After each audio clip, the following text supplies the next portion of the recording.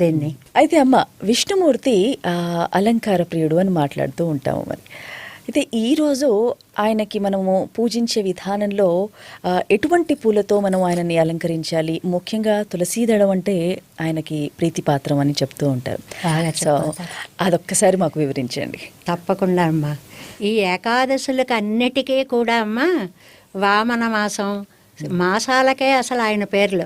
వామన మాసం, శ్రీధర మాసం, వృషికేశ మాసం, పద్మనాభ మాసం, కార్తీకానికి దామోదర మాసం, ఇలా పేర్లే అన్నీ ఆయన. ఆ విష్ణు ప్రియత్వం చాలా చక్కగా అన్నవు తల్లి. తులసిని మించినటువంటి ఒక పుష్ప విశేషము ఆ శ్రీమన్నారాయణుడికి ఎంత ఇష్టమైనటువంటిదో.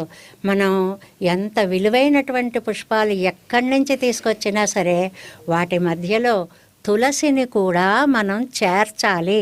అందుకే మనం చూడండి ఇక్కడ ఒక్కసారి ఆ తులసి మాలను చక్కగా ఎలాగా ఏకాదశి తులసి ఇవి రెండు ఆయనకి హృదయస్థానము అని చెప్తుంది పురాణం. ఆ వారం ఎంత ఇష్టమో ఈ పుష్పం, తులసి పుష్పం కూడా, అందులో ఆ తులసి కూడా చివర పువ్వులు వచ్చి ఆ పువ్వుల్లో మధు ఉండి దాని నింద తుమ్మెదలు చక్కగా ధ్వని చేస్తూ ఆ వర్ణనం చేస్తాయమ్మా. ప్రబంధాలు కానీ, దివ్య ప్రబంధాలు కానీ, ఆళ్వార్ల శ్రీ సూక్తులు కానీ ఇవన్నీ కూడా ఈ తులసి వైభవాన్ని చాలా అద్భుతంగా చెప్తాయి. ఎందువల్లంటే అది ఆయన శ్రీపాదాల మీద ధరిస్తాడు, గుండెల మీద ధరిస్తాడు, కిరీటంలోనూ ధరిస్తాడు అనేటువంటి పాసురాలు మనకి చాలా కనిపిస్తాయి. అందువల్ల తులసి పూజ అనేటువంటిది చాలా విశిష్టమైనటువంటిది. దానితో పాటు మిగిలిన పువ్వులన్నీ చేయాలి. ఇక్కడ మనం ఇంకో విషయం కూడా చెప్పేసుకుందాం. ఏమండి ఈ పువ్వులు పనికొస్తాయి, ఈ పువ్వులు పనికిరావు నియమం ఉందా అని అన్నారు కదా. ఒక్కటమ్మా, ఆ పువ్వుల సేకరణలో మనకి ఎక్కడ కష్టం కలుగుతుందో, ముళ్ళు గుచ్చుకుంటాయో అని అవి వద్దన్నారే తప్ప ఆయన పూజకు అనర్హమైనటువంటి పువ్వులే లేవు తల్లి. అన్ని పువ్వులు చాలా చక్కగా ఆయన పాదసేవకి ఉపయోగించవచ్చు మనం.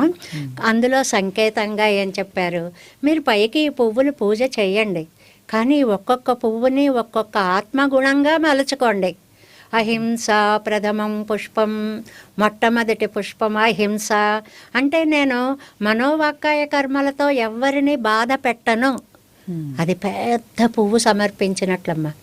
అలాగ అన్ని పువ్వులకి సర్వం అష్టవిధం పుష్పం విష్ణోహో ప్రీతికరం. అలాంటి పూలతో పూజ చేయాలి. అది ముఖ్యంగా పెట్టుకొని ఒక్క తులసి దళాన్ని మనం సమర్పించిన ఆవేళ రుక్మిణీదేవి కథనంతటిని మనం ఒక్కసారి స్మరించుకోవచ్చు అన్నమాట.